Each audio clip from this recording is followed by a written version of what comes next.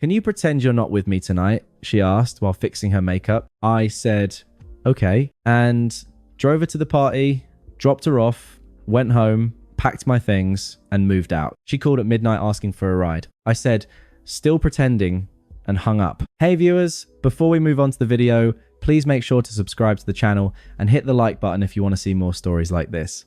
Thanks. I know how the title sounds. It sounds petty. It sounds like a knee-jerk reaction to a single bad night. But anyone who has been in a relationship with a climber knows that the end is never about one sentence. It's about the 1,000 sentences before it that you ignored because you wanted to believe they loved you. The sentence she said in the car was just the receipt. I'd already bought the product. Let me set the stage. I'm Yermidokus. I work in back-end logistics for a major shipping firm. It's profitable, stable, and to my ex-girlfriend Jenna, 26F, incredibly boring. Jenna describes herself as a lifestyle curator, which is Instagram code for unemployed with expensive taste. For 2 years, I paid the rent on our downtown apartment.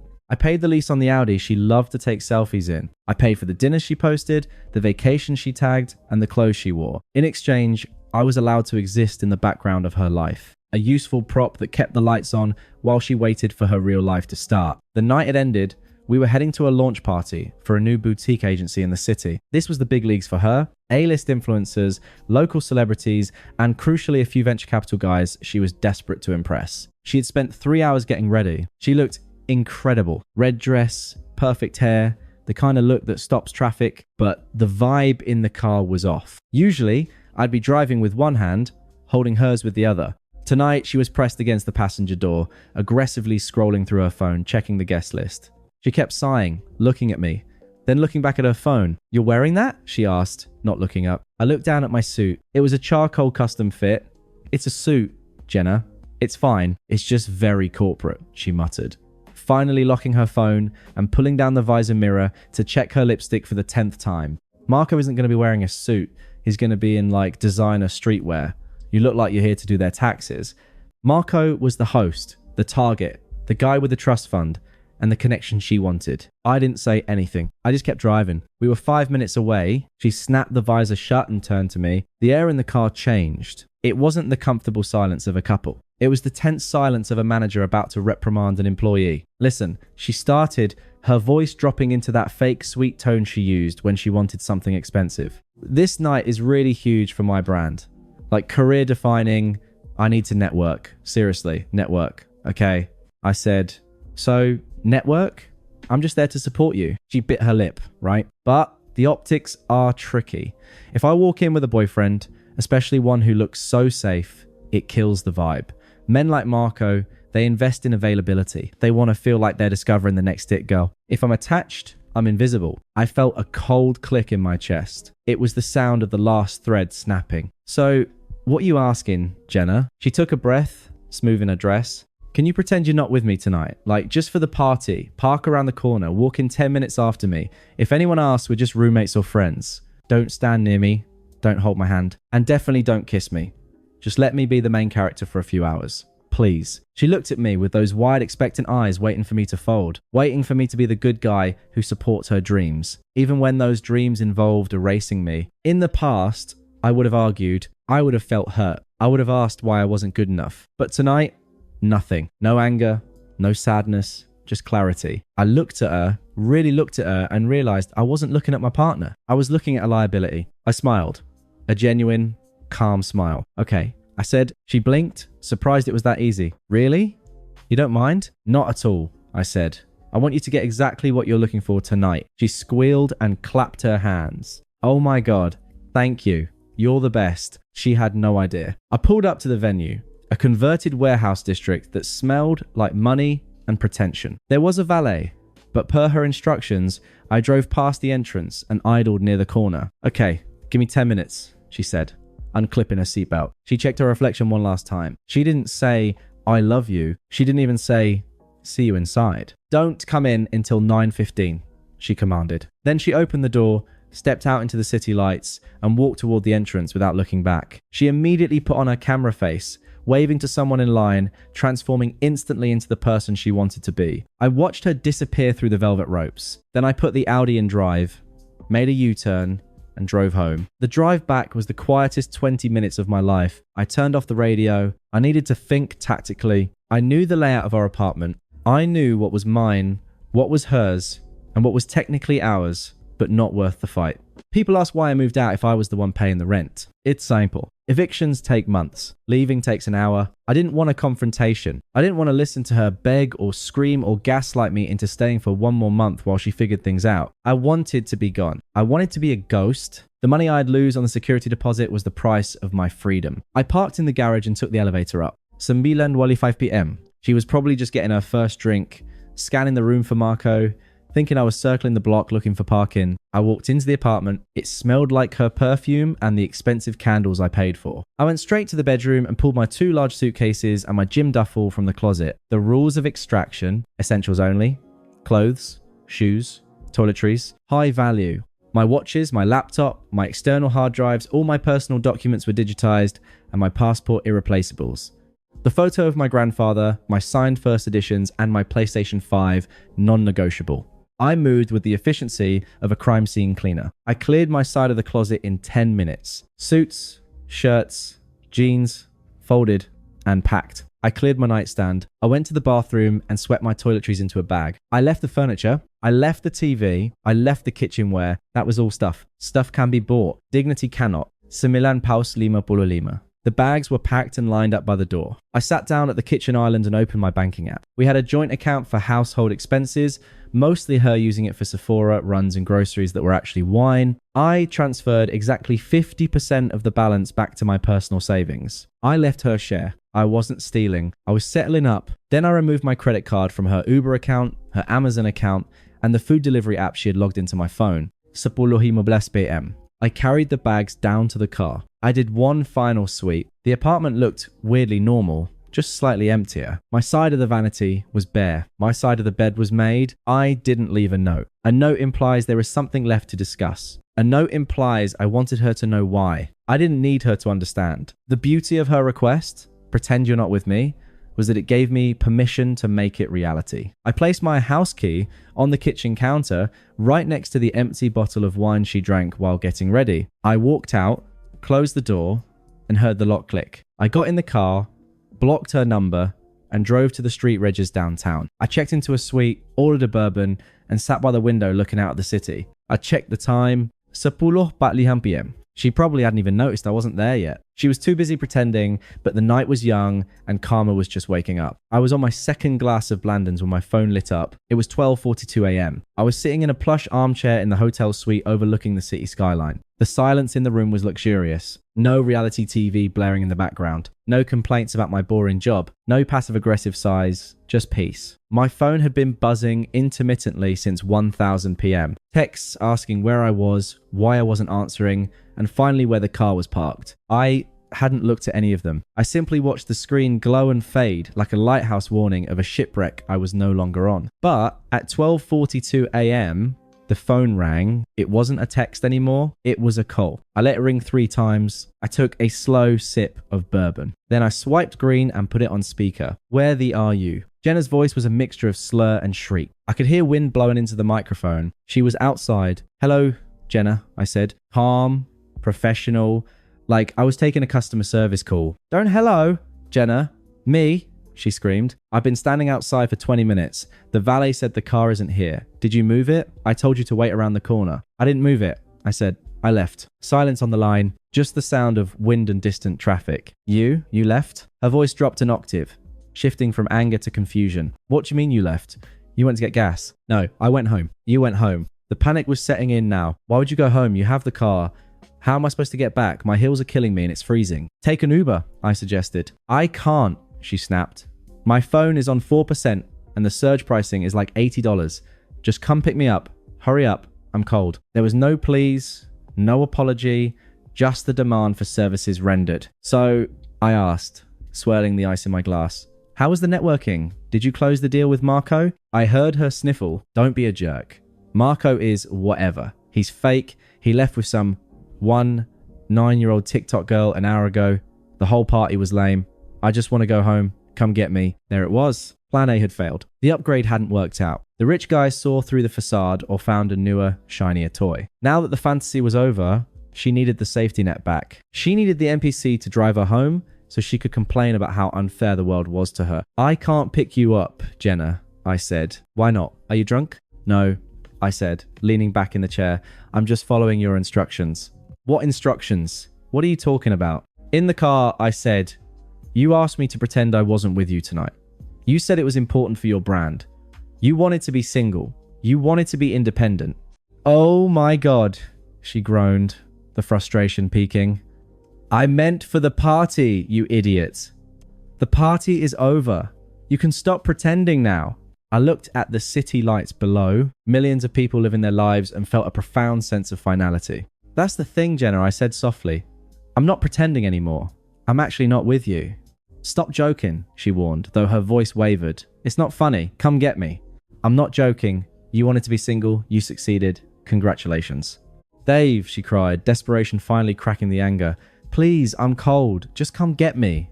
I'm still pretending, I said, and I hung up. I slept like a baby. The kind of deep, restorative sleep you only get when a massive weight has been lifted off your chest. I woke up at 8 a.m.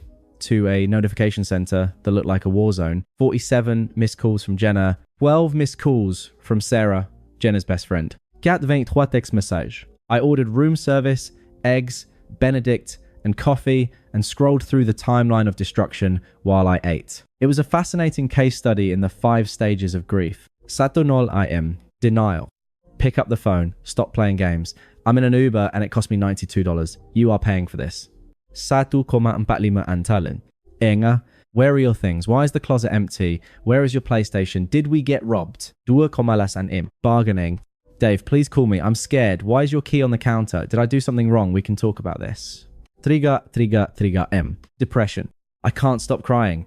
How could you do this to me? I love you. Please come home. Endam ko sa M. Acceptance. Ra, you are a narcissist psycho. Sarah says, what you did is emotional abuse, abandoning me downtown. I hope you die. I took a sip of coffee and opened the text from Sarah. Sarah was the ringleader of Jenna's friend group. Single, bitter, and convinced that all men were trash. Sarah, you are a piece of stid. Stranding a woman in the middle of the city at night, that is literal violence. She is distraught. You better fix this or I'm blasting you on social media. Asterisk. I didn't argue. I didn't defend myself. I simply took a screenshot of the text Jenna had sent me 3 weeks ago. Can you transfer the rent money early? I bought that bag for the event, so I'm a little short. Then I replied to Sarah. She asked me to pretend we weren't together. I respected her wishes. Also, since you're so concerned, the rent is due on the 1st. It's in her name. Make sure she has it locked. Then came the logistics. Around 10 a.m., my phone buzzed with an email from the apartment complex. An automated notification that a rent payment was pending. I logged into the portal and removed my bank account as a payment method. Then I logged into the shared utility accounts, power, internet, cable, all in my name. I didn't turn them off. That would be illegal in some states, but I scheduled a transfer of service or cancellation for 48 hours later. She had 2 days to put them in her name or learn how to live by candlelight. At noon, I finally saw the social media fallout. Jenna had posted a long text-heavy Instagram story, white text on a black background. I usually don't post personal stuff, but last night was the scariest night of my life. Abandoned downtown by the person I trusted most.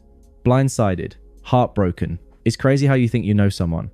Number survivor. It was a good spin. She was playing the victim perfectly. The comments were flooding in with support. Men are trash. You deserve better, Queen. Stay strong. I felt a flash of irritation, but then I scrolled to the next story in my feed. It was from the agency that threw the party. A recap reel.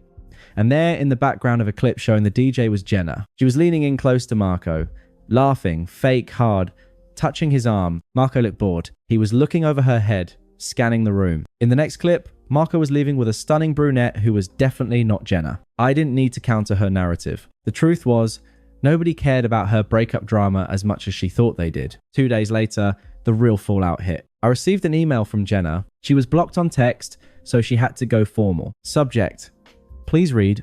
Dave, I don't know where you are. I'm sorry about the party. I was stressed. I didn't mean it, but you have to pay the rent. The leasing office says it's overdue. I don't have it. I don't have it. If we don't pay, They're going to evict me. Please just pay this month and we can figure it out. I read it twice. This was the woman who told me I was boring, who told me I played it safe, who thought she was destined for a life of luxury and high status men. And here she was, realizing that her entire lifestyle was subsidized by the very man she was ashamed to be seen with. I hit reply. Hi, Jenna. I'm afraid I can't help. I'm currently saving my money for someone who is proud to be seen with me. You wanted to be independent. Independence starts with paying your own bills. Good luck with the brand. So, 3 months passed. My life had undergone a quiet, masterful renovation. I found a new apartment, a loft in the industrial district with exposed brick and zero white-on-white minimalist decor. I bought the leather couch I wanted. I started hitting the gym at 6 a.m. because I no longer stayed up late listening to someone vent about how hard it is to be an influencer with under 10k followers. I was happier. Calmer. My bank account was recovering rapidly now that it wasn't hemorrhaging money into Sephora and brunch spots. I knew Jenna was struggling. Mutual friends, the few who took my side, told me she had been evicted a month after I left. She was currently couch surfing at Sarah's place. And apparently Sarah's men are trash philosophy was straining under the weight of Jenna's inability to pay for utilities. I expected her to fade away, but narcissists don't fade, they reload. It happened on a Tuesday. I was walking out of my office building for lunch when I saw her. She was standing near the planter boxes, holding a large manila envelope. She looked different. The gloss was gone. Her hair was pulled back in a messy bun that looked less chic and more. I haven't washed this in 3 days. She was wearing old yoga pants, not the designer fits she used to parade around in. She spotted me and put on a brave, shaky smile. Hey, Dave. I stopped, keeping a safe distance. Jenna, what are you doing here? Some of your mail came to Sarah's old place. The forwarding address must have missed it. It looked like tax stuff. I didn't want you to get in trouble. She held out the envelope. It was a piece of junk mail from a credit card company. She knew it. I knew it. It was the mail excuse, the oldest trick in the book to force face-to-face contact. You could have just marked it.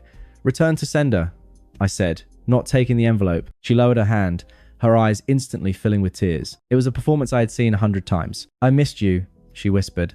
I just wanted to see you. I checked my watch. I'm on a lunch break, Jenna. Can we just talk 5 minutes? She stepped closer, invading my space. I messed up, okay? I know I messed up, but you have to understand the pressure I was under. I didn't want to hide you because I was embarrassed. I did it because I was trying to build a future for us.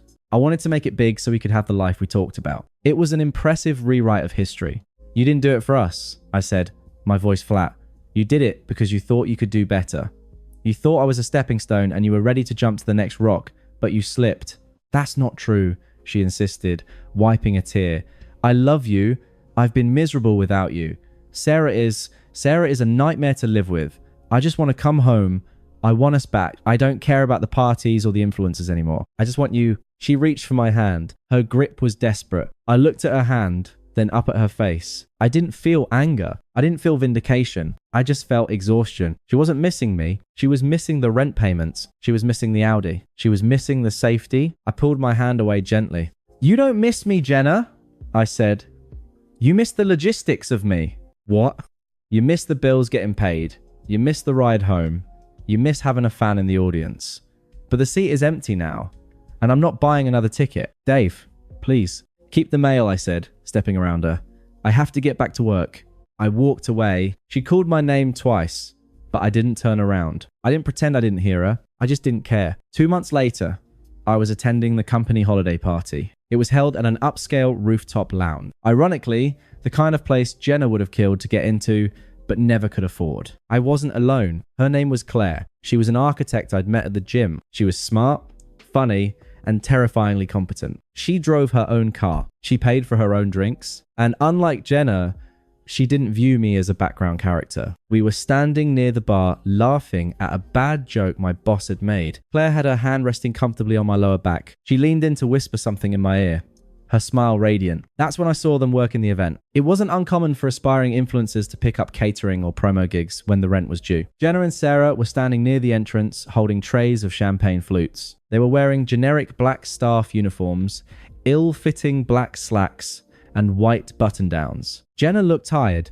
Her feet were shifting uncomfortably in cheap flats. She was offering drinks to people who walked past her without making eye contact. She was finally invisible. Then she looked up and saw me. She froze. The tray in her hand wobbled. She took in the scene. Me in a tailored suit, the one she called corporate, my boss patting me on the back, and Claire, beautiful, professional Claire, laughing and brushing a piece of linen off my lapel with an easy, affectionate familiarity. Jenna's eyes locked onto mine, her mouth opened slightly. I could see the gears turning, the shock, the jealousy, the realization that I hadn't just moved out, I had moved up. She took a step forward as if she was going to approach me, as if she was going to try to leverage our path to get a foothold in this room. Dave, she mouthed. Claire noticed me looking. She followed my gaze to the catering staff. Do you know her?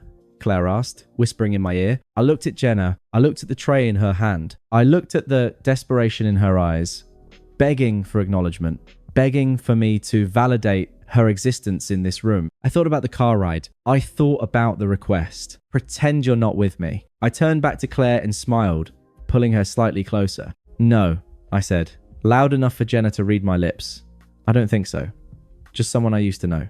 I turned my back on her. I felt Claire squeeze my hand. We walked toward the balcony to watch the city light. I didn't look back to see if Jenna was watching. I knew she was, but for the first time in years, I wasn't pretending anything. I was exactly where I was supposed to be. Thanks for watching. Make sure to subscribe to the channel and hit the like button. What do you think about this story? Share it in the comments.